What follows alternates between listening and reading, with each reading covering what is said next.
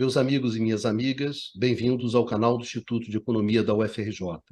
Eu sou Ronaldo Vicário e esse é o Conversas sobre o Mundo Contemporâneo, uma mesa redonda de professores que debate o que está rolando no mundo hoje. Nesse programa de 65, nós vamos conversar com vocês sobre o que está acontecendo com aqueles governos de esquerda que chegaram ao poder na América Latina, numa segunda leva desses governos. E tomando como exemplo dois governos, são bastante importantes e bastante simbólicos, que é o governo do Gustavo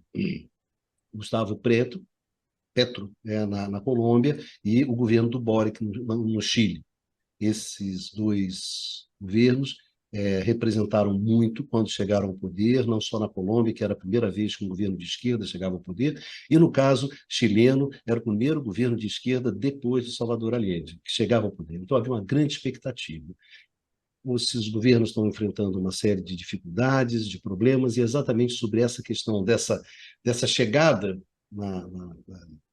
da esquerda no poder na América Latina que a gente vai conversar com vocês hoje, nesse Conversa sobre o Mundo Contemporâneo 65.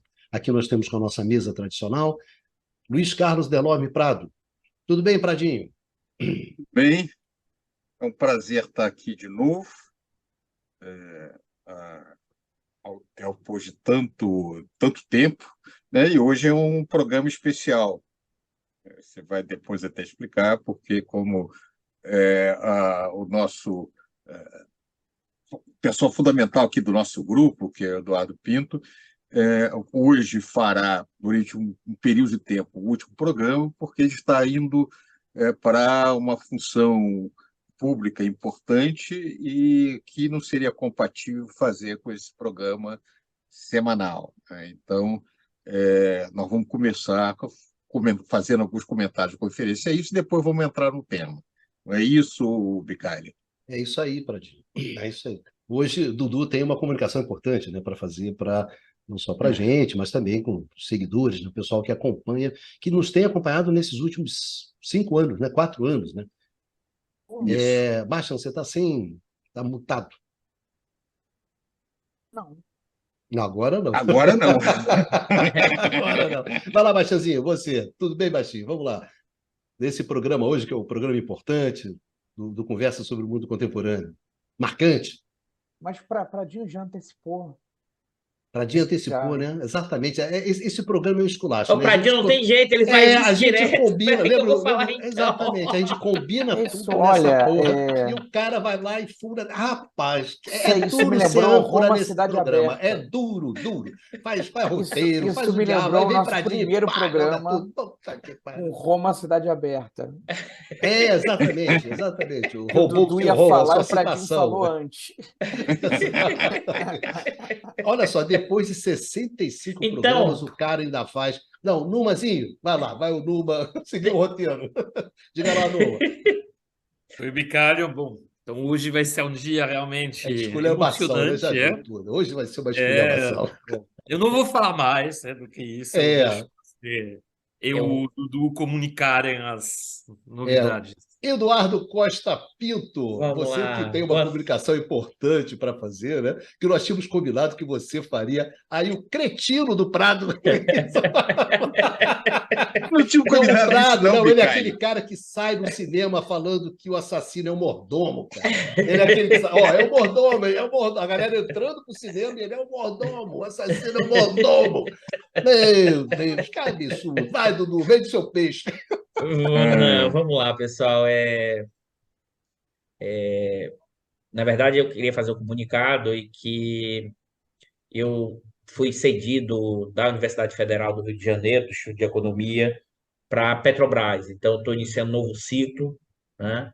Novo ciclo lá na Petrobras, como consultor da presidência, é, buscando avançar nas mudanças da Petrobras, naquilo que o atual presidente tem direcionado. Então, hoje, na verdade, é um programa muito marcante para mim, que é o programa de despedida. A gente está aqui há quase 3 anos nessa conversa, nesse diálogo, nessas rusgas. Eu lembro lá no início, a gente, ainda no programa, a gente ainda estava se adaptando a como fazer um programa a cinco, né? Como a gente dialogar, como ouvir o outro. Eu lembro lá no início, nos bastidores, eu ficava, não, Prado, não, Prado, não, Prado, repetindo isso incessantemente. E que, na verdade, o que eu tenho a dizer hoje é, primeiro, agradecer aos colegas que estão aqui, o Bicalho, o Numa, o Baixo, o Prado. Aprendi muito com vocês, aprendi a trocar com vocês, aprendi a divergir e a divergir de uma forma, não na divergência do indivíduo, mas a divergência do pensamento, das diferenças.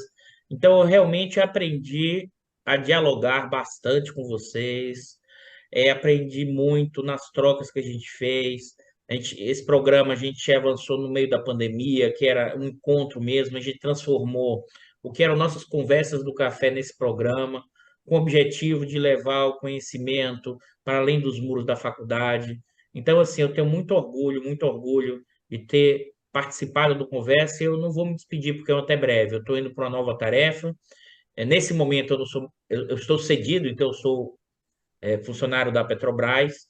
E mais do que isso, não tinha como, e aí que é outro ponto, né? Eu estou indo agora para o outro lado, institucional, buscando fazer as transformações que eu sempre debati aqui e no canal Instituto. Eu queria agradecer muito.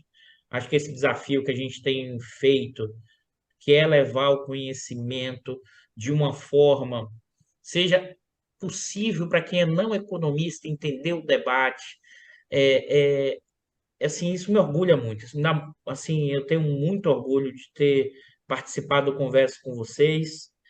É, isso foi muito importante nos últimos tempos, estar junto aqui com vocês, na pandemia, nas dificuldades, nas divergências, aprender a dialogar com visões diferentes. E olha que nem eram muito diferentes assim, mas no debate acadêmico normalmente você reforça as diferenças. E a gente formou um time mesmo, eu não tenho dúvida nenhuma disso. A gente formou um time que a gente já sabia a hora que um ia falar, o outro a que a bola ia voltar, sem grandes ensaios para isso. Então a gente aprendeu, inclusive, a ouvir. Eu aprendi a ouvir, que é uma coisa que falta muito hoje. Realmente, eu tenho muito orgulho de ter participado da conversa, estar nesse programa, nesse Conversa 65, e eu não vou me despedir, não, eu vou dar um até breve. Então, assim, quando der, me convidem para aparecer. Vou aparecer quando der, eu aviso. Mas estou indo para o novo ciclo, para a nova missão. E pode dizer que vocês foram muito importantes e continuarão sendo muito importantes. E antes de qualquer coisa, desde esse período que a gente criou, avançou, não criou, mas avançou no canal e teve esse objetivo. Vou seguir nas batalhas, nas novas formas de melhorar a sociedade brasileira, de transformar, seguindo naquele papel que continua sendo enquanto servidor público. Muito me orgulha ser um servidor público do Estudo de Economia, né?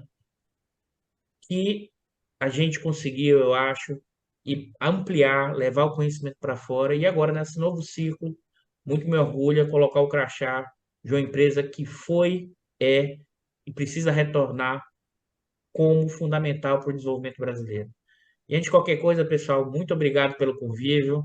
Adoro vocês demais e obrigado por tudo aí nesse período. Para vocês que estão aqui do meu lado para o Prado, para o Bicalho, para o Baixa, para o Numa, e também agradecer a vocês que nos assistiram, que nos estão assistindo hoje e continuarão assistindo esse debate com esses quatro camaradas fundamentais para entender o mundo contemporâneo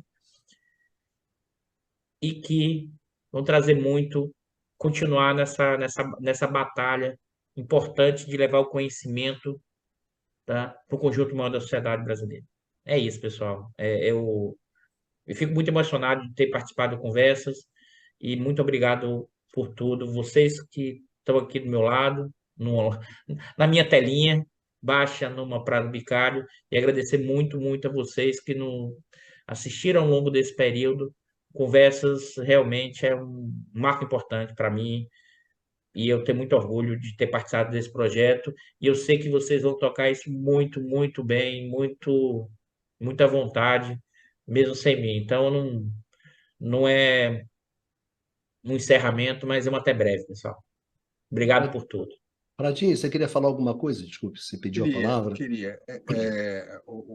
Eduardo, eu acho que, olhando para trás, né, esse programa, mais de 60 programas, eu me lembro quando nós começamos isso daqui, quase, não foi uma brincadeira, mas foi uma maneira, durante a pandemia, de nós divulgarmos um pouquinho o tipo de conversa que nós fazíamos lá nos cafés do nosso campus.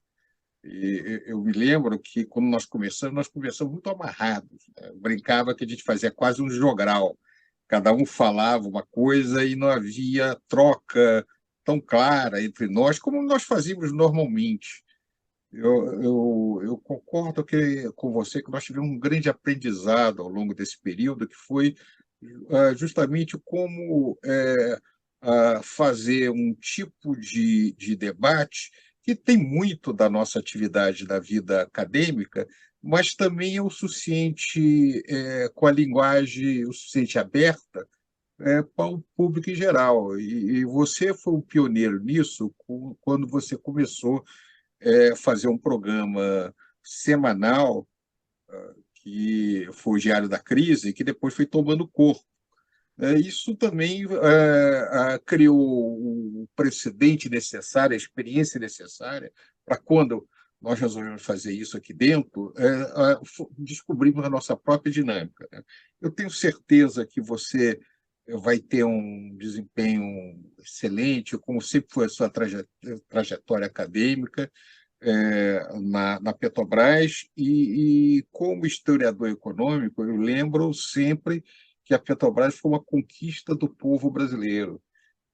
A Petrobras foi criada numa época em que os especialistas da área de petróleo diziam que não havia petróleo no Brasil.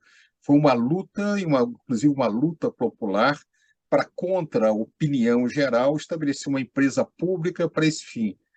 Hoje nós temos esse resultado, o papel fundamental dentro disso, o caminho também de buscar pesquisar petróleo em águas profundas. A participação da UFRJ foi muito importante dentro disso, através da COP e de outras universidades. Então, essa relação da UFRJ e outras universidades públicas com o Estado brasileiro, com a sociedade brasileira, é muito importante. É importante que quem nos ouça saiba também que nós, como professores, não estamos indiferentes ao que ocorre fora dos muros da universidade. Ao contrário, nós pensamos, estudamos, procuramos refletir sobre o mundo, mas com o objetivo também de contribuir na sua transformação.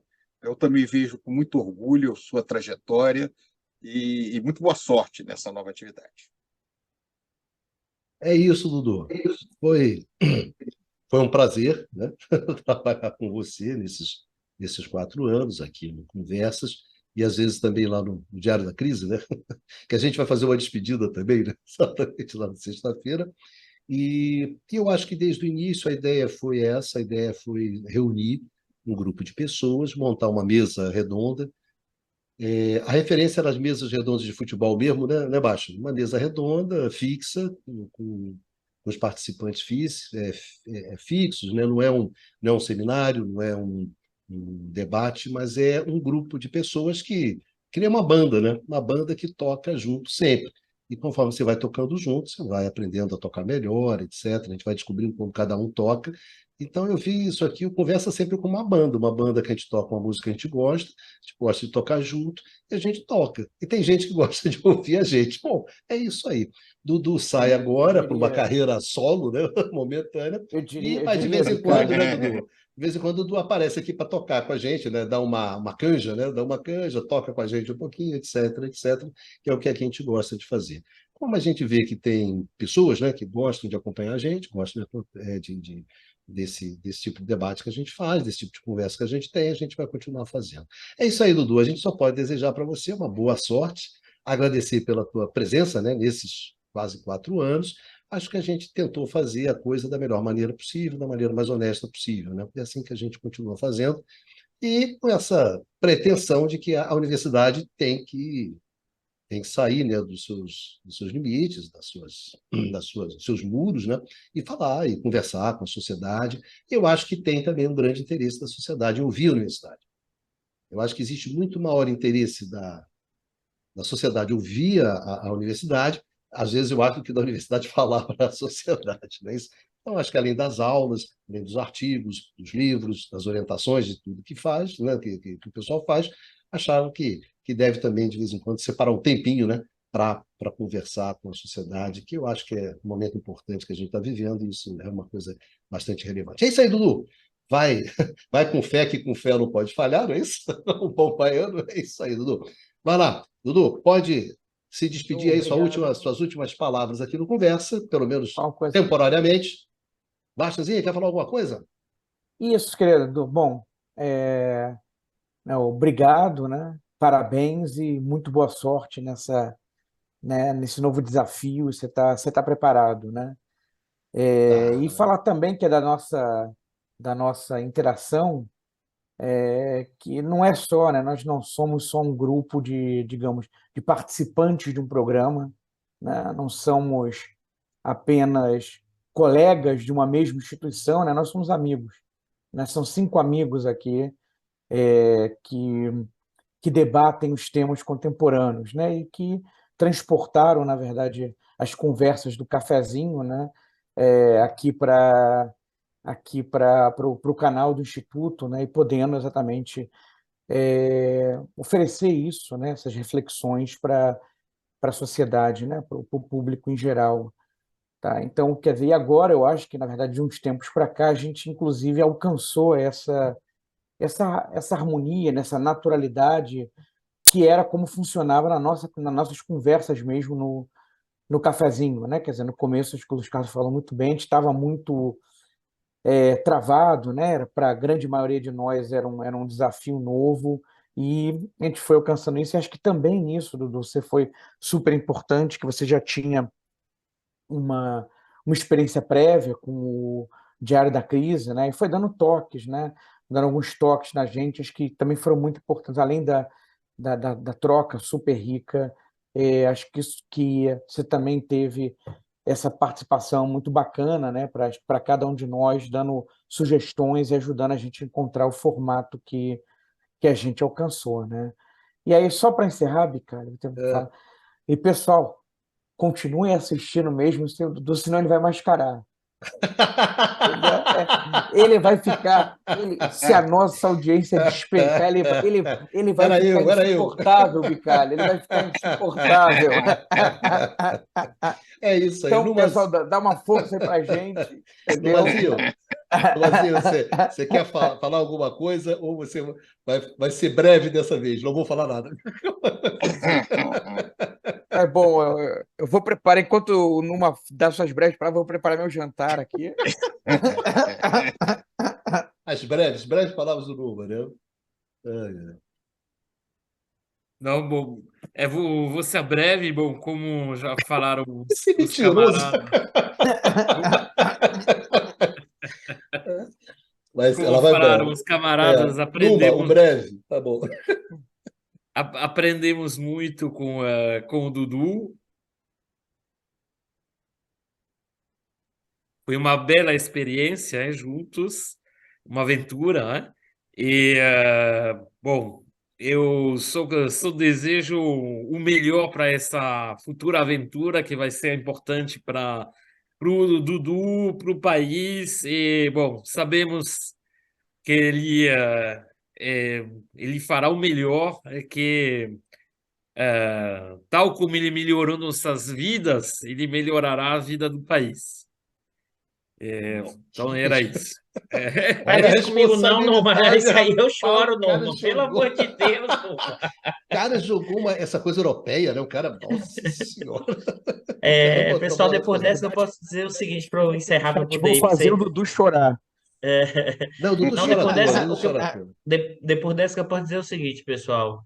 eu vou honrar o compromisso que eu estou indo. Eu vou tentar o máximo possível realmente melhorar as condições da população brasileira. Isso vocês podem garantir. Se eu vou conseguir, eu não sei. Mas que eu vou tentar e honrar, eu vou sim contribuir com essa mudança. Então, assim, novamente, muito obrigado. E outra coisa, pessoal que está assistindo agora, hein? O programa vai começar agora. Escuta que esses camaradas vão falar sobre os desafios da esquerda, porque agora eu já não posso mais falar, porque eu estou lá dentro, nesse desafio aí, só que do lado do governo brasileiro da Petrobras, tá, Tá pessoal? bom. Isso aí, Beijão. Dudu. Amo Beijaço. vocês, amo Vai lá. vocês. Ah, se for. Duduzinho. É isso aí, gente. Grande. Ó, as crianças crescem, Prado. As Pois crianças é assim, crescem, saem de a gente as casa. cria, elas Isso. vão para o mundo, Vamos para o né? mundo. A gente. Isso. A gente cria filha Pois para o é, mundo, né, Prado? É isso. é para isso mesmo, tem que seguir a vida.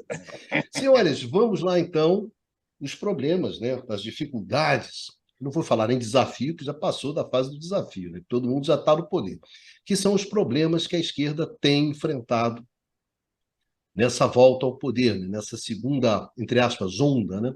Uma onda rosa, não vou chamar de uma onda rosa, como aconteceu lá nos anos 2000. Agora a esquerda volta ao poder, e sendo que o que é interessante aqui é que tanto Colômbia quanto a Colômbia quanto o Chile não estavam, né, naquela primeira onda, né? Se a gente pensar bem, agora com o Petro é a primeira vez que a Colômbia desembarca no governo de esquerda, e o Boric também no Chile, né? Porque a concertação era uma coisa meio sem vergonha, né? De falar que ali era uma coisa meio complicada. Mas, enfim, e eram então dois governos muito simbólicos, né? Havia uma grande esperança, né? Além do mais, vieram no bojo de manifestações populares muito fortes, né? Tanto na Colômbia quanto no Chile, de enfrentamento de rua, porrada, uma coisa pesada. E quando chega, aí você está tendo uma série de problemas. Pradinho, quer Fazer uma começar? observação só, Não, Bicalho. pode falar, Baixa, O pode. Boric, o Boric, um ex-líder estudantil, e o Petro, que tinha sido guerrilheiro, né? Isso, do M19, Então, né? quer dizer, Exatamente, exatamente. Pradinho, quer começar Vamos lá, essa. Vamos descascar esse abacaxi para a galera, entendeu? vamos lá. Eu acho que a gente tem que começar com o Chile. O Chile é muito simbólico na América do Sul, pela toda a sua trajetória, né? Desde o fato de que a própria palavra neoliberalismo surgiu na ditadura do Pinochet, dentro dessas condições específicas. Depois, o fim, a transição em direção à democracia. A esquerda, na verdade, ganhou antes, mas uma esquerda bem mais moderada do que a que se apresenta no governo do Boric. Prado, as Agora, reformas, rapidinho, as reformas liberais do setor elétrico começaram no Chile, antes da Inglaterra, de Thatcher e tudo mais. sim, o No Chile. Chile foi a grande experiência dos primeiros dos alunos de Chicago, lá do Milton Friedman, né? E o nome, isso que é interessante, embora o neoliberalismo remonte aos anos 20, o uso contemporâneo do neoliberalismo surgiu justamente no contexto do Chile. E depois é que ele toma, ele passa a ser conhecido internacionalmente, passa a ser usado como expressão dessa direita liberal, com uma agenda de reforma própria que caracteriza esse movimento na segunda metade do século XX e nesse início do século XXI.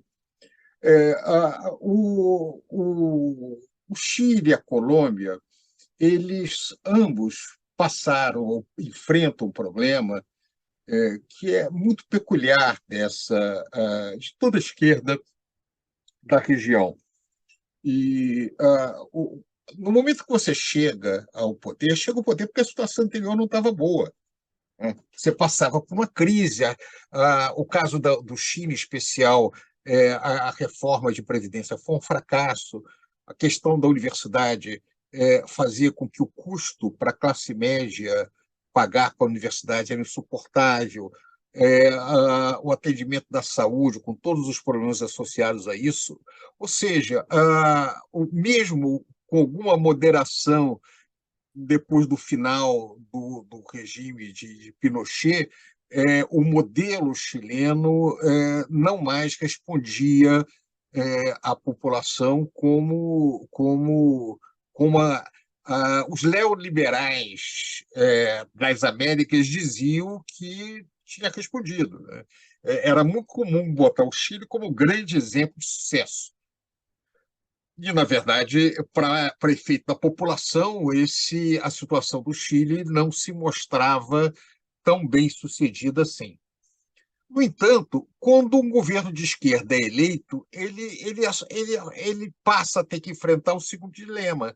Antes de poder fazer qualquer mudança, ele tem que, dada a estrutura pré-existente, conseguir algum resultado, algum grau de estabilização para conseguir força suficiente para ir adiante. Ou seja, é uma situação particularmente contraditória. Essa dificuldade de estabilizar um sistema que já vem com muitos problemas para tentar mudá-lo. O segundo aspecto é que é uma confusão muito grande, até da própria esquerda, de que chegar ao governo não quer dizer chegar ao poder. O poder tem muitas dimensões. Tem a ver obviamente, com o judiciário, tem a ver com o legislativo, tem a ver com a imprensa, com os movimentos das grandes empresas.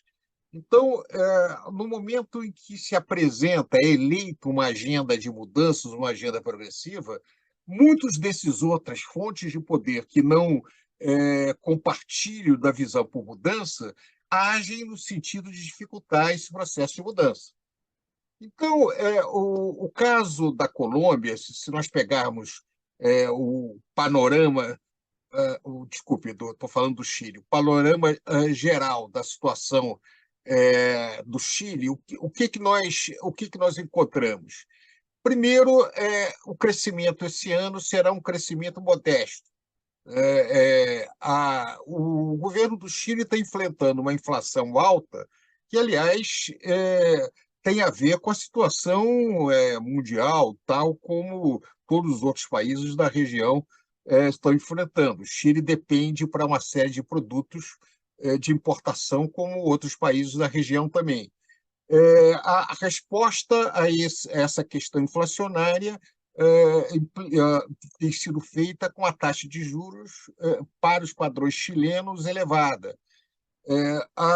O Chile ainda não conseguiu resultados, não conseguiu, e não era possível nesse período de tempo, superar os problemas todos que se colocavam para o governo anterior. Então, essa ideia um pouco mágica de que, pura e simplesmente, muda o governo e todos os problemas seriam resolvidos, realmente não se coloca. Então, há pouco tempo, o Poder 360 fez uma matéria falando que a rejeição do Gabriel Boric chega a 60%. Agora, é interessante quando você verifica também todos os outros governos anteriores, o Piñera, o Boric e a Bachelet, desculpe, a Piñera e a Bachelet, que são os governos anteriores. O Piñera é um governo conservador que foi imediatamente anterior ao do Boric, e a Bachelet anterior a eles. Todos eles, depois de mais ou menos um ano de governo, tinham um grau de aprovação muito similar a que tem atual o Boric. Por exemplo, o Piñera, em 2018, ele estava com 37% de aprovação, o Boric tem 35%, e a Bachelet com 34%. Ou seja, a expectativa que o novo governo vai resolver todos os problemas de maneira mágica realmente não ocorre. Como a imprensa em geral está na mão dos conservadores, não dos progressistas, no caso dos conservadores, a imprensa sempre apresenta que as razões não são essas, é preciso ter paciência, fazer mais reformas, toda a desculpa que nós conhecemos nas recomendações da boa gestão macroeconômica. Agora, quando é um governo progressista de oposição, os problemas do mundo são esquecidos e todos os problemas enfrentados pelo governo são imputados à incompetência do governo de esquerda. o caso do Chile, isso é muito claro. Agora, mais recentemente, uma das coisas mais preocupantes foi a incapacidade do governo do Chile de aprovar até a discussão da reforma tributária pelo Congresso. Isso foi rejeitado há pouco tempo, porque a base do modelo do Boric era mudar a estrutura tributária do Chile para uma estrutura tributária de muito progressiva, ou seja, muito regressiva. Quem paga mais ganha menos, para a progressiva, ou seja, os ricos contribuíram mais para o financiamento do Estado. Então, cada um dos pontos dele tem sido bloqueado. A Constituição chilena foi rejeitada. As razões são complexas, não é aqui o nosso objetivo discutir as razões da rejeição pela população da Constituição chilena, mas agora quem ganhou para fazer a Constituição é a direita, inclusive um segmento da direita bastante extremado. Então, afinal de contas, qual é a Constituição que o povo chileno quer? Então, isso é um desafio complicado. Você explicar problemas complexos para uma população tão diversificada é um dos desafios que a esquerda tem no mundo contemporâneo. No caso da Colômbia, a situação é um pouco diferente, porque no caso da Colômbia vai ter um crescimento econômico um pouco maior. A Colômbia é uma economia, a terceira economia, o terceiro PIB da América do Sul. Também tem problemas históricos muito complicados, mas ele teve um crescimento sólido em 2022 e se prevê um crescimento também razoável agora em 2023. Mas a inflação na Colômbia ainda está maior do que a inflação no Chile. A Colômbia enfrenta todas as dificuldades da conjuntura internacional, dos efeitos da guerra da Ucrânia, que o Chile enfrenta. E, tal como no Chile, a imprensa colombiana é uma imprensa profundamente conservadora. A Colômbia, além disso, pela sua posição geográfica e a sua proximidade com os Estados Unidos, também um espaço onde o pensamento conservador e movimentos conservadores são muito poderosos, muito fortes. A Colômbia é uma fronteira entre a América do Sul e a América Central. Com tudo que 9 tem. bases, não tem, Prado? 9 bases americanas lá na Colômbia. Isso, tem bases americanas, tem forças armadas extremamente conservadoras, aliás, forças armadas muito equipadas em função.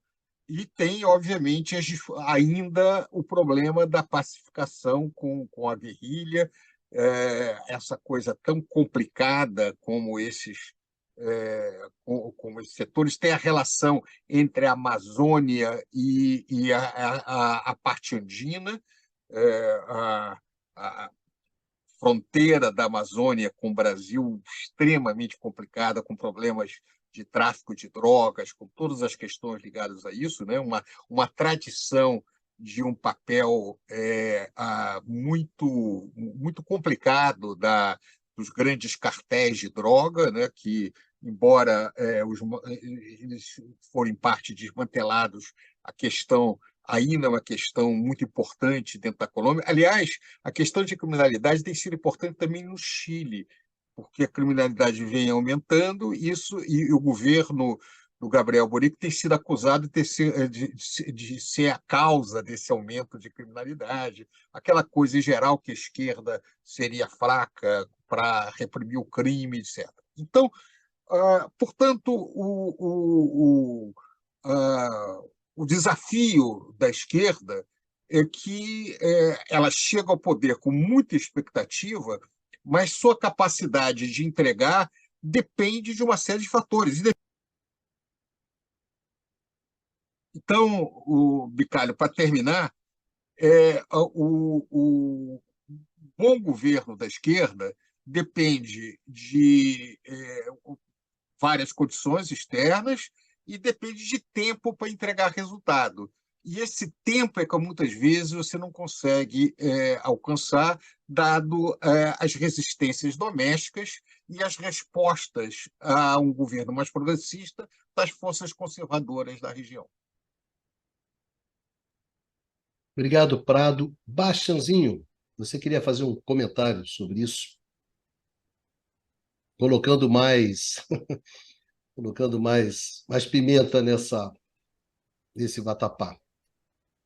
Eu acho que um ponto a destacar é que é verdade que os governos de esquerda na Colômbia e no Chile têm enfrentado dificuldades, né, como o Luiz Carlos já bem adiantou.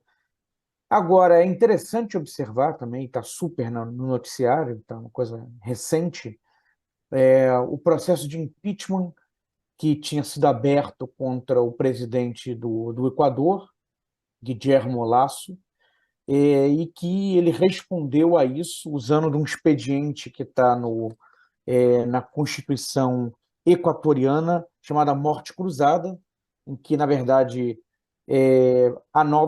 são convocadas novas eleições para o legislativo, né, e também para presidente. Quer dizer, ele dissolve, em princípio, o mandato dele é interrompido, mas ele também dissolve o parlamento. E por que eu estou falando isso? Porque Guillermo Lasso, diferentemente do caso do Boric e do Gustavo Petro, é um político de direita ou centro-direita. Tá? E tirando um início, né, que foi considerado muito promissor, nos primeiros 100 dias, ele desde então tem enfrentado muitas dificuldades econômicas e também políticas, né? Na verdade, o nome dele foi encontrado, fazia parte lá, foi citado, o nome dele foi citado naqueles Pandora Papers, né? O que significaria então que sugeriria que ele escondeu, né, propriedades no exterior, quer dizer, não teria sido respondido de maneira correta o seu imposto de renda, enfim, quer dizer, esse foi um detonador da crise, mas também há aspectos econômicos, tá? E a dificuldade de dar respostas econômicas por parte do governo dele. Então, quer dizer, é observar que governantes eleitos nos últimos 2 anos, seja a direita, seja a esquerda, têm enfrentado dificuldades na região. Tá? Quer dizer, há algo. Pode pensar também na Argentina, que já faz um pouco mais de tempo, tem eleições presidenciais esse ano. A gente falou sobre a Argentina faz uns 2 ou 3 programas, tá? Mas é o fato de os países da região, os governos da região, independentemente da sua orientação política, estarem tendo dificuldades para dar respostas aos desafios econômicos colocados. Agora, pensando mais na questão da esquerda em si, um cenário que acho que preocupante, é pensar que algumas dessas vitórias desse último biênio, ou enfim, desse último ciclo, de partidos de esquerda, que levaram alguns a sugerir que haveria uma nova onda rosa, né, que foi o termo utilizado para aquela série de vitórias de partidos de esquerda no começo do século XXI, né, no começo dos 2000, tá, que isso poderia estar se repetindo agora.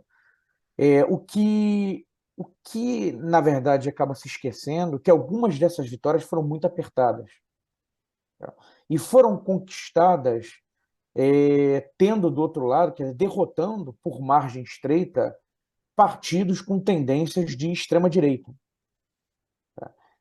E essas lideranças de extrema-direita, que particularmente o Cast no Chile, que saiu fortalecido agora com essa eleição para a formação da Assembleia Constituinte, tá? Já aparece como um candidato com muito potencial de vitória nas próximas eleições presidenciais chilenas, né? Como falamos da Argentina, em que haverá eleições presidenciais agora, nesse ano de 2023, aquela figura do Milei, tá? Que entra como um candidato não desprezível, tá? Com chances eventualmente de sair vitorioso. Então, no fundo, para sintetizar, essa tal nova onda rosa, né, se é que é possível usar esse termo, talvez tenha vida muito curta, né? E pode ser sucedida por governos não só à direita, mas talvez com tendências mais à extrema-direita. Então, esse quer dizer, ainda tem muita estrada aí pela frente, mas eu acho que é um sinal amarelo, né? Um sinal de alerta em relação às tendências que estão se apresentando. Numa, eu queria te colocar a seguinte questão, tanto no caso, principalmente acho que no caso da Colômbia, do Gustavo, tem um certo movimento, também acho que vale para o Chile, queria colocar essa questão para vocês e começar com uma, que é o seguinte, você elege um discurso de esquerda, tem uma grande expectativa em relação ao que você vai fazer, né? E, no entanto, essa ideia de você caminhar para o centro, ou através das políticas que você vai adotando, ou através da construção de frente ampla, né? Que acabou gerando se eu não me engano, né, Baixa, a dissolução do Ministério do Petro, né, um mês atrás, ou dois, justamente em função Promoveu dessas uma reforma alianças que. ministerial, promoveu uma reforma ministerial e substituiu, né, Isso, o ministro da Fazenda, né, que é o... que era o campo, até que você conhece, não é isso? Isso sim, trabalhei com ele. Exatamente. Então, o que eu ia colocar para você, Numa, é um pouco dessa dificuldade, né? Quer dizer, a esquerda está enfrentando um contexto econômico e também geopolítico completamente diferente do que foram os anos 2000, né? Lá no início. Há uma tentativa de se tentar uma questão de frente, de tentar se reunir em função da ameaça da extrema-direita. Enfim, tá complicado, né, Luma? Tá complicado esse quadro, né? Numa deu uma congelada, voltou numa. Sabe o que é isso, Baixa? É que essa internet francesa é muito ruim, sabe como é que é? Boa. Ele está ouvindo? Eu acho que ele está congelado. Vamos seguir. Congelado. Eu queria então, vou aproveitar para falar uma coisa que me ocorreu agora, da paz da sua fala, Bicalho. É o seguinte, a vitória do Boric e do Petro foram muito significativas, Isso. tá? Pela seguinte razão, que, na verdade, era um movimento saindo do centro, né, para governos verdadeiramente de esquerda. E por que eu estou dizendo isso? Quer dizer, no Chile, a vitória do Boric era a primeira vez que a esquerda, uma esquerda mais raiz, vamos dizer assim, chegava ao poder desde o Salvador Allende, exatamente o presidente que foi deposto pelo golpe militar de 1973. Isso. Tá? Porque a Concertación era centro, alguma coisa talvez por centro-esquerda, mas não era um governo de esquerda para valer, como você colocou, inclusive, na introdução. E na Colômbia, por outro lado, não tinha uma tradição partidária, institucional da esquerda, né? Não havia um partido forte de esquerda. Tá? E, na verdade, isso no contexto de uma sociedade muito conflitiva. Tá? A sociedade colombiana é muito conflitiva. Então, na verdade, o embate se dava por outras vias, né? O histórico de guerrilhas que foram muito fortes na Colômbia. Tá? Então, o Petro era a primeira vez que você tinha, então, pela a chegada ao poder de um presidente de esquerda na Colômbia, né? Um partido ali com uma agenda propriamente de esquerda. Então, essa vitória, levando em conta o histórico desses países, né? No caso do Chile, depois da redemocratização, no caso da Colômbia, pensando em sentido mais amplo, aliás, é curioso, a Colômbia não tem um histórico de ditaduras militares, como outros países aqui do continente, mas era um movimento do centro para a esquerda. né? É um movimento do centro para a esquerda. Então, agora, por outro lado, quando esses governantes estão no poder, eles são compelidos a governar, ou são pressionados a governar com algo mais próximo ao centro. Centro esse, justamente que, pela sua incapacidade de dar respostas, foi derrotado eleitoralmente. E aí isso cria um impasse, né? É isso que eu ia perguntar para o Numa. Ô, Numa, a esquerda está se ferrando porque não está querendo ser esquerda, é isso? Chega no poder, aí afina? Então, Micário, bom, queria pedir desculpa pelos problemas técnicos, mas eu acho que, assim, como sempre, a gente pode, e sempre é interessante, analisar os movimentos de forma geral no espaço regional. Eu acho que o exemplo também, o caso mexicano é muito interessante, né? Com as suas especificidades, mas a gente já tem lá também um país que pela primeira vez, né, no período Isso. democrático, elegeu um Obrador. presidente de esquerda e que agora está há 5 anos no poder, ou seja, com um retrospectivo e podemos dizer assim um balanço no mínimo assim meio problemático, né? Ou seja, com aspirações de mudanças que não foram exatamente seguidas, né? De mudanças efetivas, tá? O Numa, inclusive, teve um momento em que o Obrador ele era o único governo de esquerda que você tinha na América Latina inteira, né? Isso. Sim, não, e se tratando de um país como o México, que, bom, pelo seu peso econômico, pelo seu peso demográfico, e o segundo grande polo depois do Brasil na região, tá? Então, algo extremamente significativo. Até também pelo peso histórico que representa o México no espaço latino-americano. Bom, então, eu acho que, assim, uma observação que a gente pode fazer, uma observação geral, e a questão é aí que tem a ver com o que foi dito pelo Eduardo, não é? Agora só temos um Eduardo, né? Então vai facilitar as identificações, né? Eh, e a questão da Única governabilidade. coisa boa com a saída do Dudu. Pois é, vamos tentar positivar. Então, desse ponto de vista, acho que uma questão fundamental é a questão da governabilidade. Tá? Uma questão que se coloca também no caso do Brasil, tá? E o fato que você tem vitórias, né, incontestáveis, né, que foram conseguidas pelo Obrador, pelo Petro, pelo Boric nas urnas, e pelo Lula mais recentemente aí nas urnas. O problema é que a vitória na eleição do Poder Executivo não significa necessariamente que você tenha um apoio, uma base legislativa suficiente para governar. Tá? E, na verdade, é exatamente o que está acontecendo, tanto no caso da Colômbia, de forma extremamente clara, porque a mudança ampla no governo, no gabinete, com a saída de 7 ministros, um deles sendo o Campo, o ministro da Fazenda, ou seja, é bastante importante, mas também outros ministros saíram, foi justificada pelo Petro como sendo uma questão de sobrevivência do seu programa de mudança perante a falta de apoio do Congresso colombiano. Tá?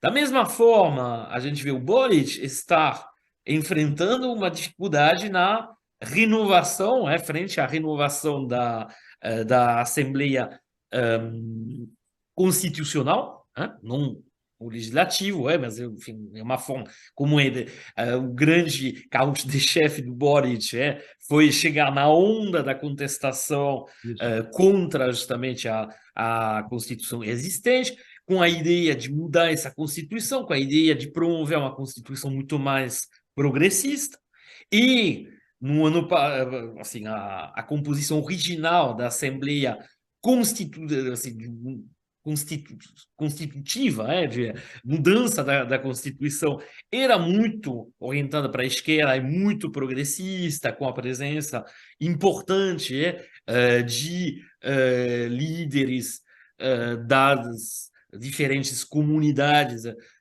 que até então eram muito pouco representadas no poder chileno. Tudo isso foi meio que varido pela votação desse ano, que foi vencida pela extrema-direita. Então, a gente vê que não há uma base legislativa, não há uma base fácil para governar. E é algo que a gente observa também no Brasil.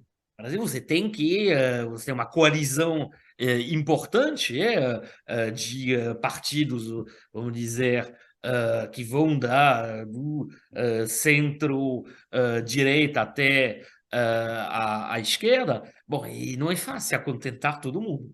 E, em particular, quando você tem uma coalizão, realmente a aplicação de políticas fundamentalmente de esquerda, que sejam tão ambiciosas o quanto tinha sido, pelo menos, vislumbrado durante as campanhas eleitorais, que seja no caso do López Obrador, no caso do Petro, no caso do Boric, ou até no caso do Lula, é quase impossível.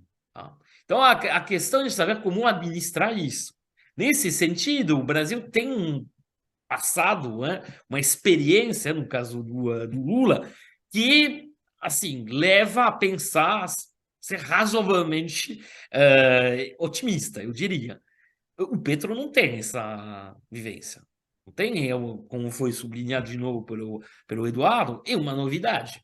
Tá? Então, como administrar isso? Daí essa impressão que as coisas estão, de fato, sendo muito difíceis, essa impressão que os programas ambiciosos originais não são exatamente seguidos de políticas tão ambiciosas, mas eu acho que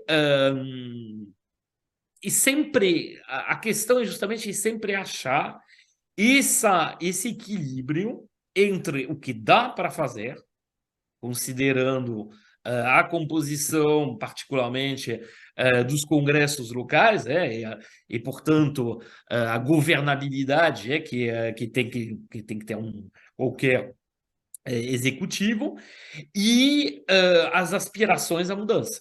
Tá? Então, tem que achar assim, sempre um trabalho de muita precisão, de muita habilidade política. E, inclusive, em muitos países onde a gente lembra dos Pink Tide, o Pink Tide é esse conjunto de governos progressistas de esquerda que tinham marcado a década de 2000, eles, na verdade, muitos deles acabaram, entre aspas, por conta de pressões externas, por conta de um conflito, obviamente, político interno, mas esse conflito sempre tem, tipo, os capitalistas, o setor empresarial, o setor financeiro, o setor do agrobusiness sempre vai ter projetos antiprogressistas, então isso faz parte das regras do jogo. A grande questão é você ter a habilidade política para se manter no poder, dentro das regras democráticas, obviamente, e isso não é algo fácil. Tá? Então, verdadeiramente, tem que... E o problema, ao mesmo tempo, é que um governo, eu acho que era um pouco o sentido da sua pergunta, Bicário, um governo que não entrega aquilo pelo qual foi eleito, em termos, no caso de um governo de esquerda, em termos de melhoria dos serviços públicos, de melhoria do sistema social, particularmente a nível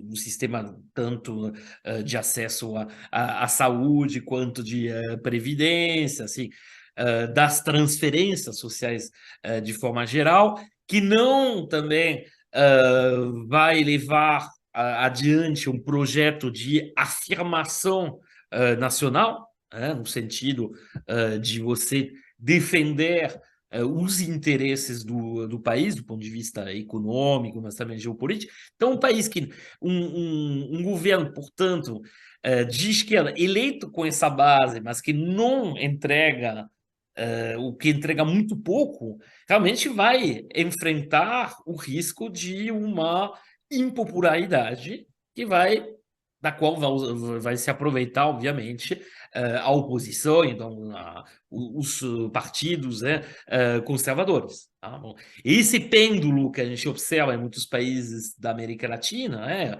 com a oscilação entre governos de esquerda e de direita, vem disso.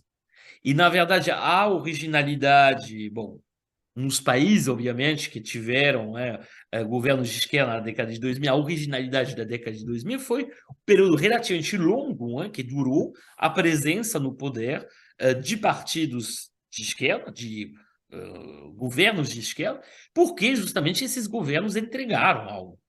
Talvez não fosse a altura do que se imaginava, se esperava, mas a população, assim, se sentiu contemplada. Tá? Então, Houve o boom das commodities nessa década também. sim, então, E, e vou justamente chegar a isso. É interessante ver. desculpe, então. Não, imagina, Eduardo, foi ótima a sua colocação, porque uma das características foi o tal de, nesse período, na América Latina, foi o tal de nacionalismo dos recursos naturais. Tá?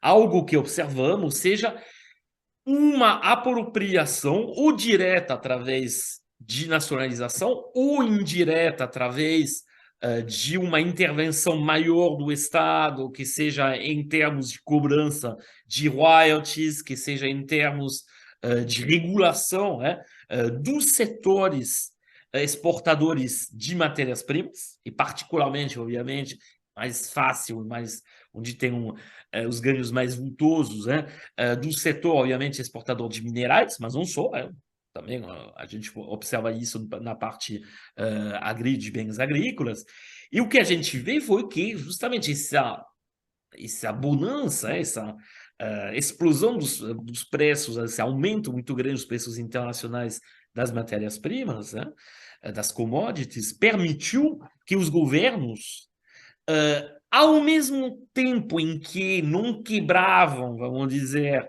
as regras, por exemplo, de uma certa ortodoxia fiscal, que em muitos países, inclusive, entrou no sistema legislativo, virou uma obrigação dos governos, e num respeito, levando a riscos potenciais, até de termos de manutenção do governo. Então, o fato de você ter essa bonança, essa explosão dos preços internacionais das matérias-primas, permitiu justamente que você melhorasse a posição externa dos países. A gente observou que em 2000, depois da grande crise financeira de 2008, 2009, nenhum país da América Latina enfrentou uma crise de balanço de pagamento. Primeira vez na história, falando sob controle dos nossos dois historiadores econômicos da América Latina, que são o Luiz Carlos e o Eduardo. É algo inédito.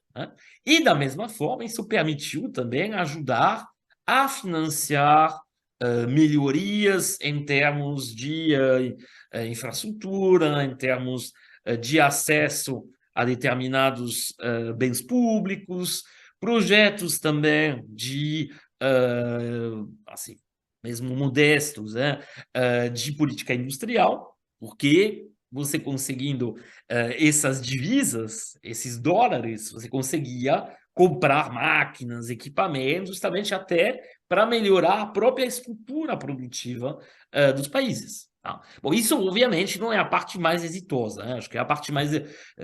isso pode ser... teve projetos, mas nem todos foram bem sucedidos.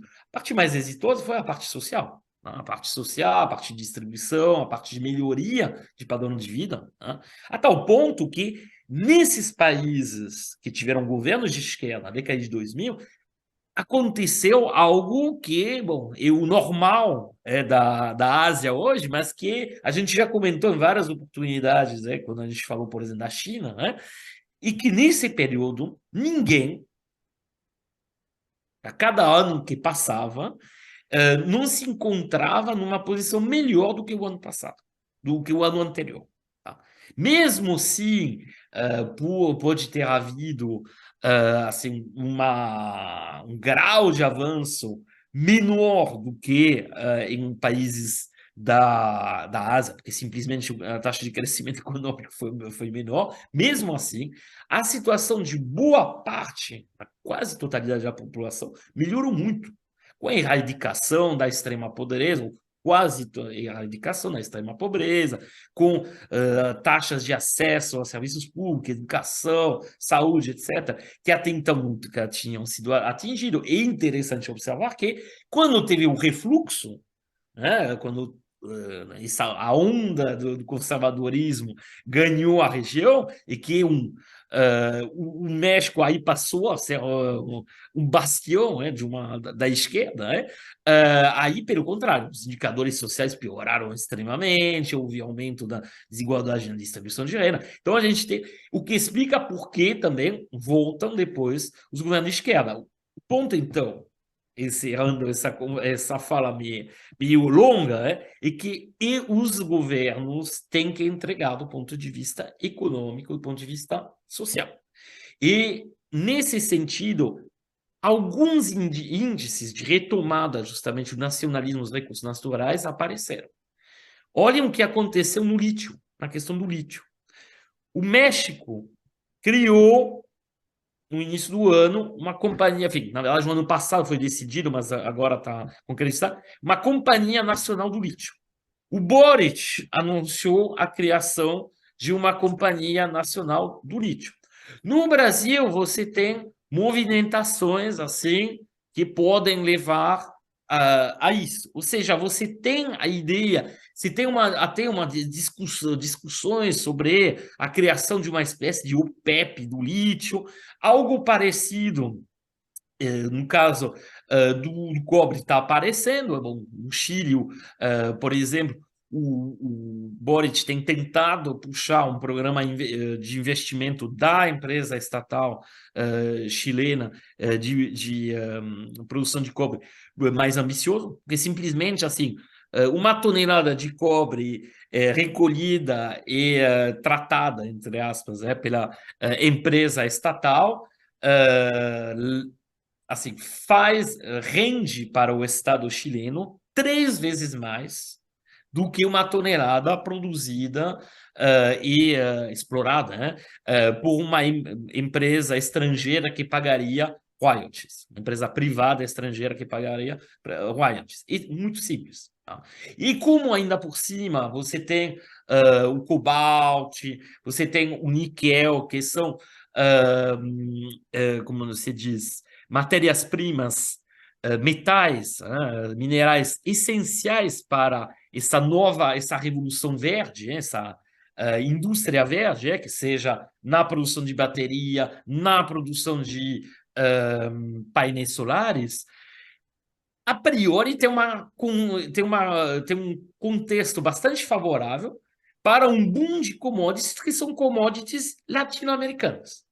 Ou seja, pode não ser que você tenha um boom geral de commodities tão espetacular quanto na década de 2000, para todas as matérias-primas, mas essas matérias-primas em particular, elas correspondem a uma demanda que está realmente explodindo por conta até das mudanças regulamentares, nos países centrais, particularmente na Europa, mas também nos Estados Unidos, onde a gente vê que há essa demanda enorme de níquel, de cobre, de lítio. Tá?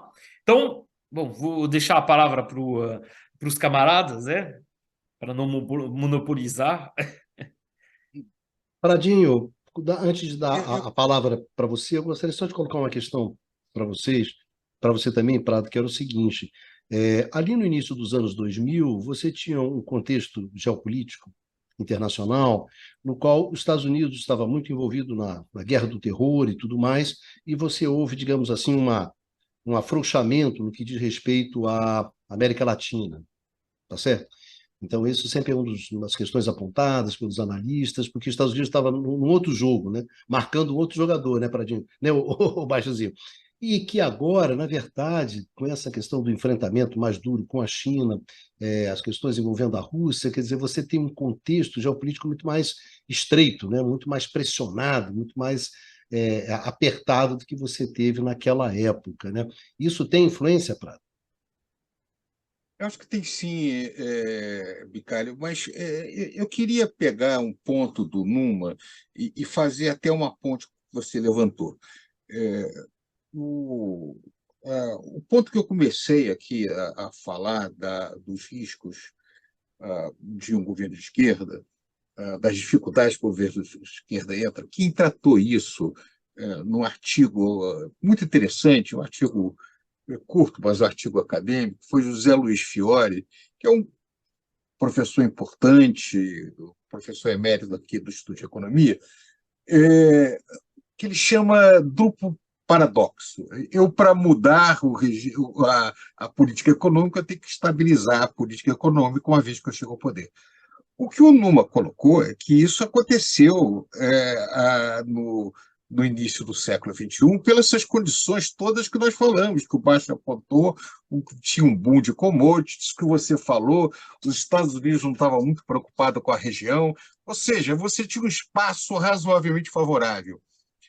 Muitos desses elementos desapareceram agora. Nós temos um momento em que a extrema-direita não é nem um neoliberalismo, na verdade, é a extrema-direita muito ativa, com pontes internacionais. Existe contradição em termos. Uma internacional da extrema-direita, nós já discutimos isso aqui, que não dá quartel para o avanço da esquerda.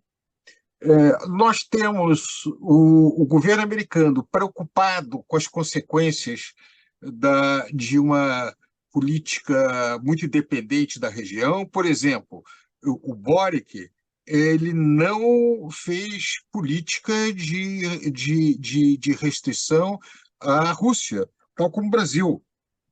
A política externa da Colômbia, que sempre foi aliada com os Estados Unidos, agora tem acompanhado a posição brasileira e argentina de seguir numa posição da guerra de que nós não vamos fazer nenhuma espécie de retaliação para a Rússia e nem vamos dar armamentos. Pradinho, Né? você está falando, Pradinho, você está falando do Boris, do Chile, ou está falando do Petro, da Desculpe, Colômbia? eu estou falando da Colômbia. Eu estou falando do Petro. Eu Tá? fiz uma. Mas o ponto aqui, no caso da Colômbia, voltando à situação, a Colômbia, que sempre foi aliada dos Estados Unidos em política externa, deixou de se aliar nessa circunstância. A Colômbia, aliás, o Chile também tem uma direita muito forte, extrema-direita forte, mas no caso da Colômbia, ela tem fortes vinculações, inclusive com a questão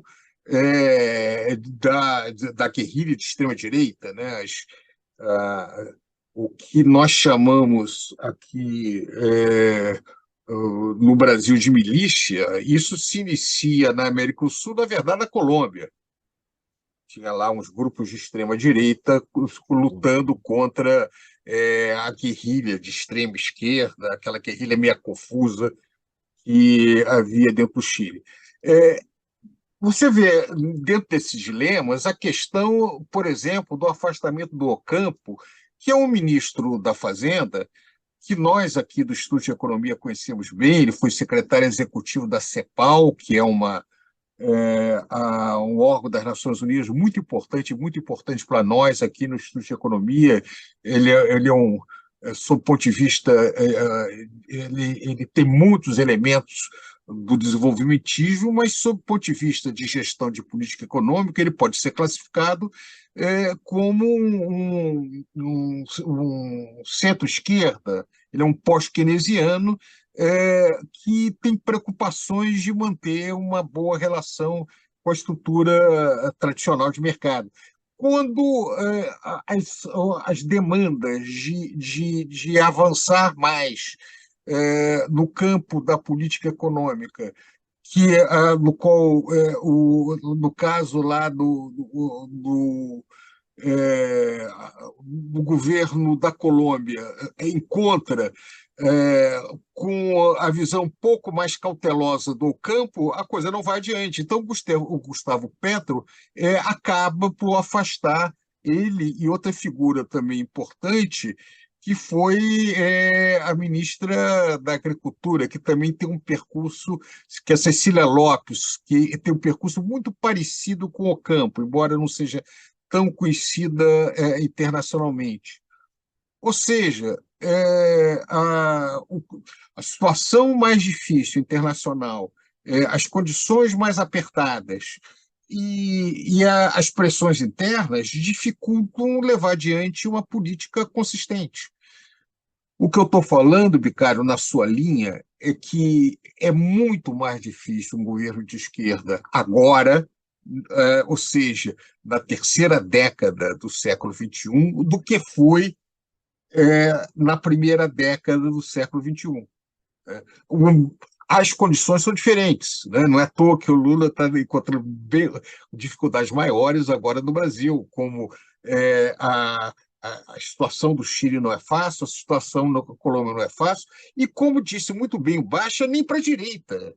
Na verdade, muitos governos de direita da região também têm contra dificuldade. A inflação está muito mais alta, as margens de manobra são mais restritas, a conjuntura internacional está hostil, e dentro disso, quem está na direção, quem está na frente, paga a conta.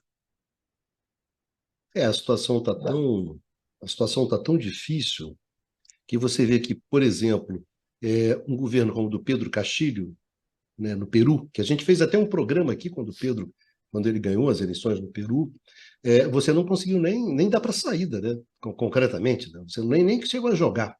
Então, porque realmente o quadro está muito difícil, né? Está preso, Castilho. Não, quer dizer, cá para nós, né, de acordo com aquele programa, é mais um presidente do Peru que está preso, né? Tem uma longa, só veio a se somar. Porque eu me lembro que naquele programa, inclusive, uma dessas questões era essa. E o Alan Garcia cometeu, né, Todos, o ato dramático de Fujimori, suicidar para não ser preso. para não ser preso, todos. Então, o Pedro Castilho só veio se somar a uma lista grande que você tem no caso peruano. Então, eu acho que essa é uma das questões que eu acho que são mais relevantes quando a gente olha essa questão da América Latina. Uma mudança muito forte do contexto em relação aos anos 2000, né? Um contexto hoje econômico, geopolítico. Não se esqueça, saindo da pandemia, né? Ainda tivemos pandemia, ainda tivemos tudo isso, enfim, muito duro, o que está se tornando um desafio muito grande para os governos de esquerda.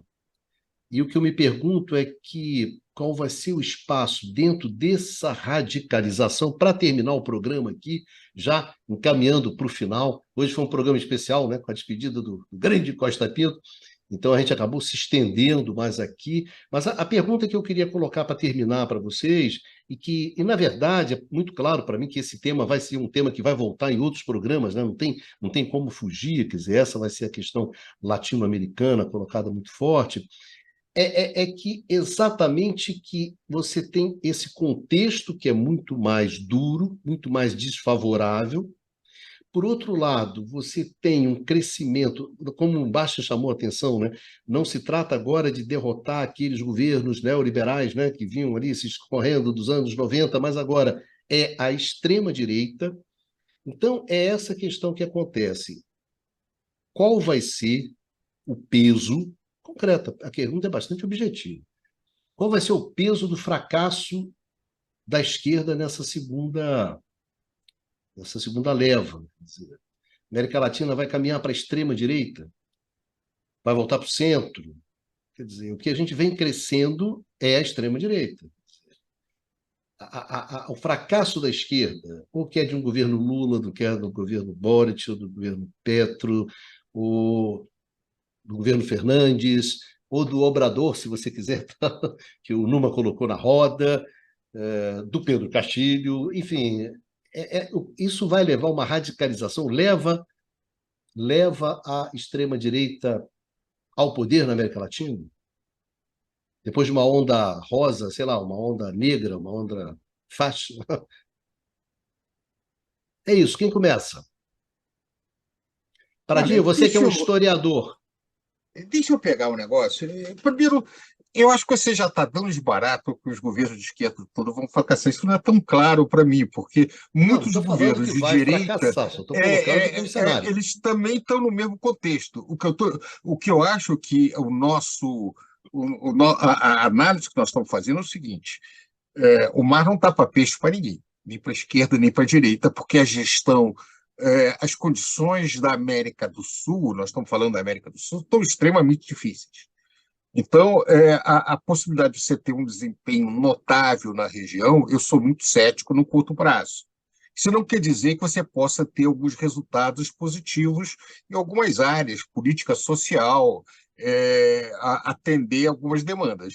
Agora, que os governos vão entregar menos do que se esperava, eu acho que isso vai ocorrer, porque os governos não operam no vácuo, eles operam em determinadas circunstâncias. Existem limites impostos pelas circunstâncias. Então, é, a- vamos analisar o clima internacional que está acontecendo. Você teve a pandemia, sai da pandemia até a guerra da Ucrânia. Fora disso, você tem as extremas dificuldades das políticas públicas nos países industriais avançados, que estão dificultando muito a vida da periferia. A taxa de juros mais elevadas, políticas protecionistas, as sanções decorrentes da guerra da Ucrânia, nesse contexto todo. Você tem a instabilidade americana e a sua ansiedade com referência ao crescimento da China. Então, o crescimento da China vem fazendo com que os Estados Unidos tenham uma série de medidas um pouco imprevisíveis, um pouco desconexas para responder questões de curto prazo. E, finalmente, você tem o avanço da extrema-direita, que não é trivial no mundo todo, dentro desse cenário. Então, esta é a realidade objetiva. Essa é a realidade objetiva. É, a extrema-direita ela tem um problema. Enquanto ela conseguir governar com um discurso sem olhar muito a economia, quer dizer, tentando a mobilização pelo lado do nacionalismo extremo, pelo lado das mobilizações, ela pode conseguir manter algum tipo de apoio. Mas, ao final, a economia é fundamental. Você entregar alguma coisa é fundamental. Isso é verdade na região. Aqui nós tivemos uma experiência do Brasil, no caso do governo anterior, que não entregou, não adianta. Pode fazer o discurso que quiser, pode movimentar grupos religiosos, né, mas, ao final, não consegue manter a sua base. Então, este é um dilema. Esse é um dilema. Agora, eu entendo que o desafio dos governos de esquerda da região é construir um discurso que seja adequado para o momento que está fazendo e escolher onde vai investir, que necessariamente entregar alguma coisa na parte social. O crescimento não vai ser um crescimento asiático, isso nós não vamos conseguir, vai ser modesto. O dilema é importante controlar a inflação, mas sem também fazer uma política fiscal extremamente ortodoxa, então é uma das questões que se colocam aí. E a questão de ter uma política externa mais flexível é fundamental para a sobrevivência da nossa independência a médio e longo prazo. Quer dizer, nessa disputa aí entre China e os Estados Unidos, a América do Sul vai ter que navegar no meio desse conflito, não tem muito jeito. Ela não pode nem bater de frente com os Estados Unidos, porque vai ser atropelada, e é uma loucura abandonar o potencial de crescimento com uma Ásia muito mais dinâmica. Então, essa é a realidade também da região. Então, o que eu acho, Micali, é que nós temos que acompanhar de perto essas mudanças e tentar ver quais estão sendo as respostas criativas. Eu ainda acho que vai ter muita oscilação, vai cair governos à esquerda e vai cair governos à direita, até o cenário ficar um pouco mais claro adiante. Valeu, brigadão, Pradinho. Valeu, Prado. Valeu mesmo. Obrigado. Bastanzinho, seus comentários finais. O que vai dar isso? Eu vou aproveitar o gancho do Luiz Carlos. Eu acho que talvez o mais provável, quer dizer, não é um exercício de futurologia, é que tenhamos uma dança das cadeiras, né? Quer dizer, é, Concordo, concordo, mas é, é, onde você tem governos de esquerda, a direita pode ganhar nas próximas eleições, teria um potencial para ganhar, né? E aí, onde há candidatos fortes de extrema-direita, haveria esse risco da extrema-direita chegar ao poder. Acho que o Chile é um caso claro disso, né? Onde você tem um candidato forte de extrema-direita, que é o Cast, né? E onde você tem hoje governos de direita, quer dizer, surge uma oportunidade para que governos de esquerda, quer dizer, candidatos de esquerda saiam vencedores nas próximas eleições. Mas, nesse sentido, e eu falei do risco da onda rosa ser curta, né, é porque na onda rosa, esses governos, no período da primeira década dos 2000, esses governos de esquerda se reelegeram, né? Quer dizer, os governos, candidatos de esquerda que chegaram ao poder, se reelegeram, depois até em alguns casos fizeram o sucessor. Isso é menos provável, né? O que me parece mais provável é justamente a instabilidade. E aí, sobre a instabilidade, chama a atenção que, a despeito de alguns elementos similares, a gente está falando de países que têm estruturas produtivas distintas, né? Países que têm estruturas de sistemas de seguridade social, de amparo à população mais vulnerável, também diferentes, alguns muito pouco desenvolvidos, outros um pouco melhores. São países com políticas macroeconômicas distintas, regimes macroeconômicos distintos.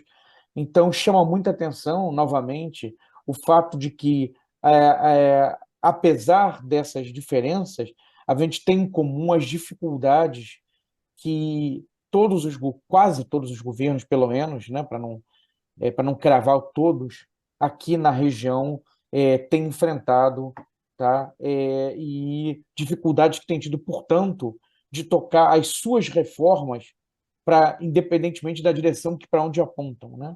Quer dizer, é um momento bastante turbulento aqui na região. E a minha última consideração é que a gente não explorou no programa de hoje, faremos isso certamente em um programa futuro, concordo inteiramente com o Luiz Carlos que esse tema voltará, né? É, é inescapável que ele retorne, mas justamente o peso da disputa geopolítica entre China e Estados Unidos nesse contexto, né? Eu tinha comentado lá do caso do Equador. O Equador acabou de renunciar a uma nova renegociação de dívida com o FMI porque se acertou com os chineses, tá? Quer dizer, há uma presença crescente da China na esfera principalmente produtiva, mas também financeira aqui na região. E é algo que tem chamado a atenção dos norte-americanos, né? Algo que tem chamado a atenção e preocupado os norte-americanos. Então, o futuro da região também passa por essa disputa entre China e Estados Unidos, que deve pautar, na verdade, as próximas décadas. Falou. Brigadinho, Basta. Numa, suas considerações finais. Para onde é que isso vai? Se vai, né? Se vai. Bom, bom, só para complementar as falas dos camaradas, eu acho que, como a gente tentou colocar hoje, primeiro, o que vai decidir do futuro, de fato, depende dos governos, dos próprios governos, depende do que eles vão estar capazes, esses governos de esquerda, de colocar em termos de política, do quão eles vão conseguir, assim, garantir em relação às promessas que foram feitas, em relação às aspirações, né, que surgiram, né, quando foram eleitos, né? E isso, de fato, vai levar certamente a resultados, a situações muito contrastadas, né, no espaço latino-americano. Até porque, como foi, acabou de ser enfatizado pelo Eduardo, temos situações diferentes entre os países, né? Tanto em termos de estrutura econômica, quanto em termos até de estrutura do campo político, né? Mas eu acho que eu gostaria de tecer só algumas observações, né, complementares, né? A primeira tem a ver, de fato, com a questão já para retomar o gancho do Eduardo, com a questão geopolítica. Tá? De fato, a região a América Latina como um todo, né? É uma região de grande disputa de influência geopolítica e geoeconômica. A gente já comentou isso em programas anteriores, comentaremos certamente em outros programas, né?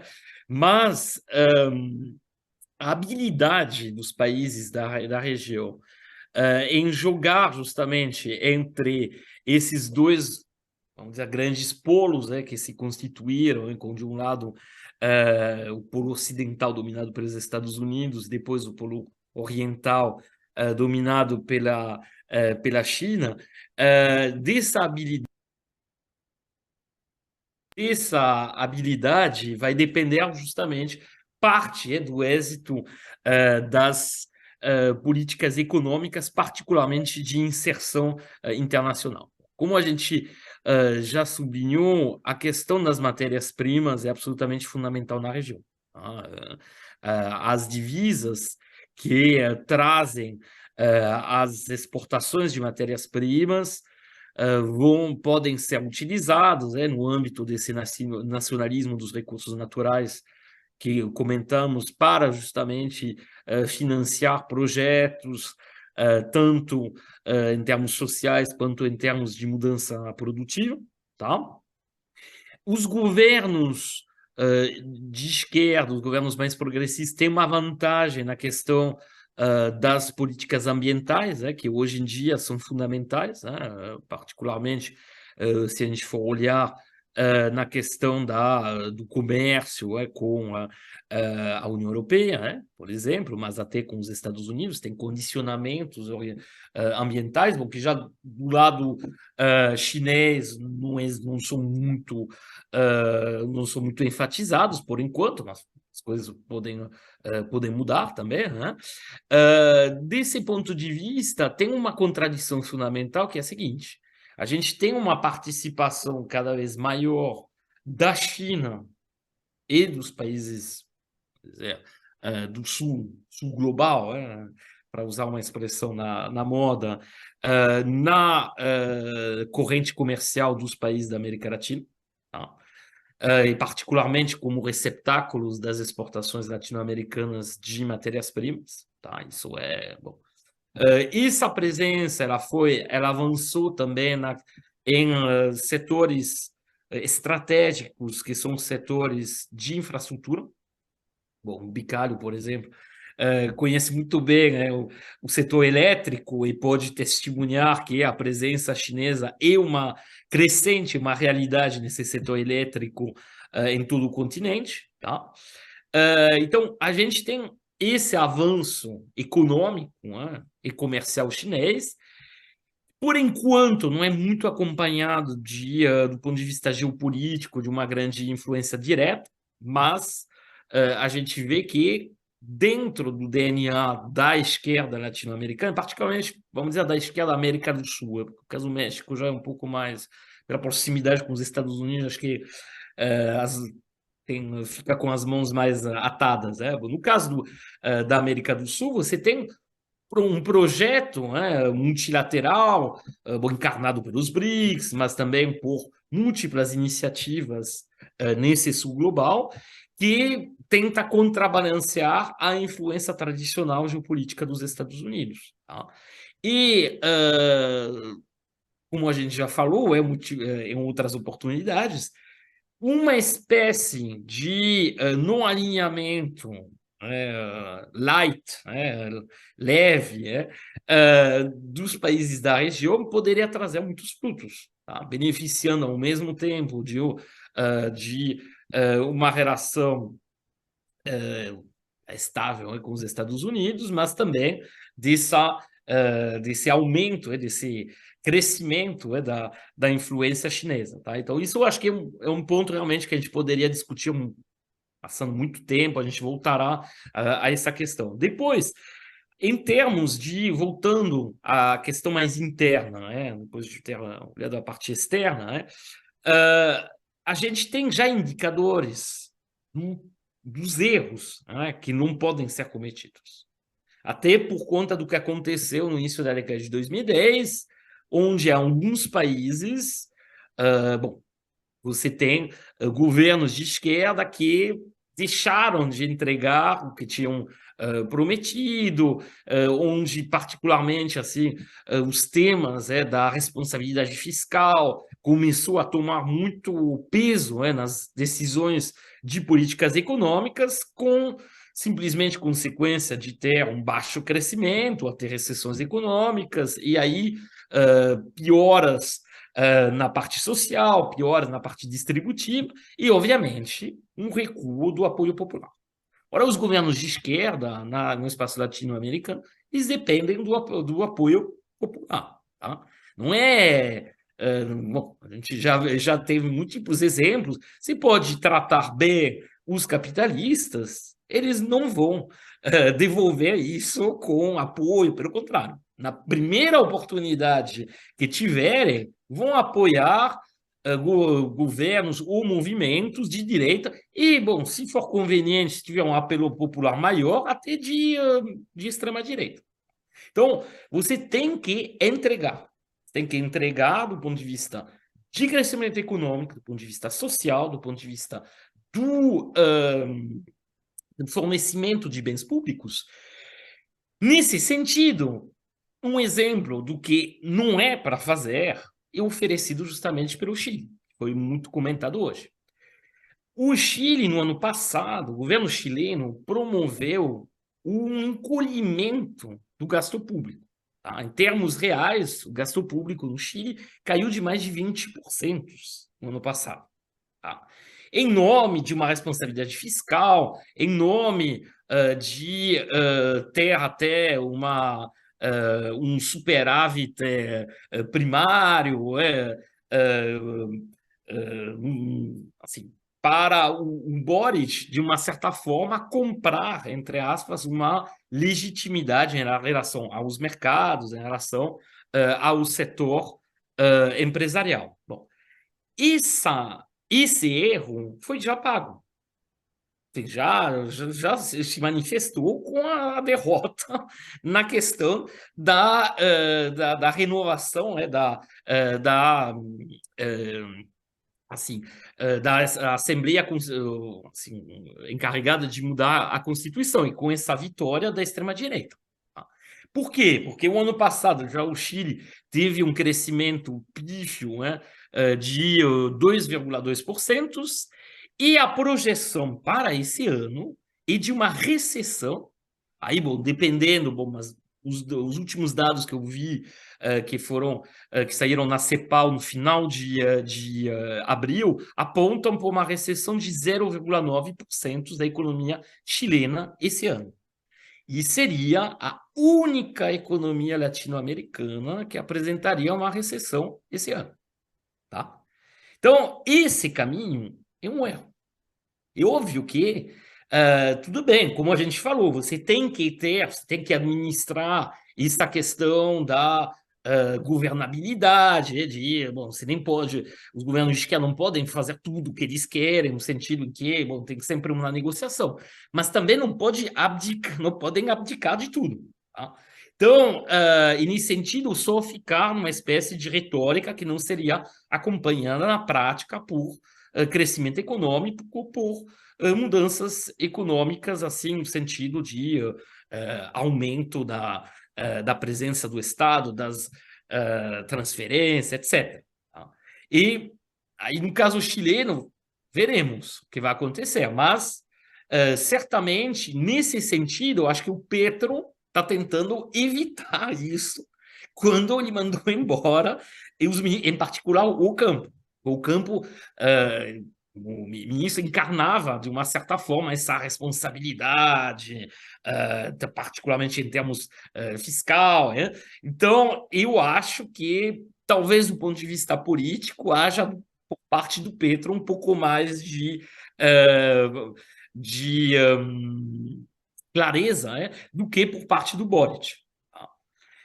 Nesse sentido, e aí eu concluirei com isso, é interessante observar que o Boric não é só uma questão de idade. O Boric não tem um substrato político, uma formação até do ponto de vista de visão do mundo, de visão do funcionamento da sociedade que é muito estruturado. Né? Ele não tem uma esquerda, vamos dizer, não muito que não tem uma visão muito clara do ponto de vista da economia, do funcionamento da economia. Tá? E a economia, nesse sentido, as questões econômicas, como elas levam às questões sociais, são absolutamente fundamentais. Tá? Então, veremos o que vai acontecer no caso chileno, né? Pode haver uma mudança de rumo, mas certamente isso é um erro a não ser cometido pelos outros países. Acho que pelo menos o Petro tem essa consciência, veremos o que acontecerá. Valeu, Numa. É aquela história, né, Numa? Quer dizer, o jogo é difícil, mas a gente está no jogo, né? Então, quer dizer, o que vai acontecer depende do que esses governos vão fazer. Isso vale para o Chile, vale para a Colômbia, vale para o Brasil, vale para todo mundo. Quer dizer, nós não estávamos no jogo. Agora voltamos ao jogo. E aí o jogo é duro, mas eu acho sempre bom lembrar, como o Prado também chamou atenção, nós estamos no jogo. Nós estamos jogando, as coisas estão acontecendo e muito do que vai acontecer, do que vai ocorrer, depende daquilo que a gente vai fazer. Né? Então, não é desanimador, é só um jogo duro, só um jogo duro que a gente tem que jogar. E eu acho que a função da gente aqui nesse programa, e eu concordo com o Bastian também, foi justamente chamar a atenção sobre a dureza desse jogo. Né? De não ter ilusão nenhuma sobre o quanto é duro esse jogo, e é um jogo, como disse Pradinho, vamos acompanhar, né, Prado? Estamos aí acompanhando mesmo. e tentando trazer Aquela para o coisa, pessoal. se não entregar, vai rodar. Se não entregar, vai rodar. Isso aí é óbvio, é curto e grosso. Essa é a mensagem do programa, né? Se não entregar, vai rodar. Não vai rodar pouco, não. Vai rodar muito. E o fato é que não vai dar para entregar tudo. O problema é que tem que entregar. E eu concordo com o Numa, a questão econômica e social é o coração do que tem que ser entregue. Né? Esse é exatamente o ponto. É isso. Bom, meus amigos, minhas amigas, a todos vocês que nos acompanharam até aqui nesse programa especial, né? No programa onde o Dudu despediu do time, né? Da banda, né? Exatamente. E então acabou sendo um programa bastante. Estendemos mais no tempo. Então, queria agradecer muito a vocês todas, a vocês todos que nos acompanharam até aqui. E a gente se encontra num próximo conversas, né, sobre o mundo contemporâneo aqui no canal do Instituto de Economia da UFRJ. Então, vida que segue e se cuidem, né? Porque são tempos duros, difíceis, mas é o tempo que nos coube viver, não é isso, Pradinho? Vamos aí, né? É o famoso, tô na área, se me derrubar é pênalti. O resto é isso. Beijão para todos e todas.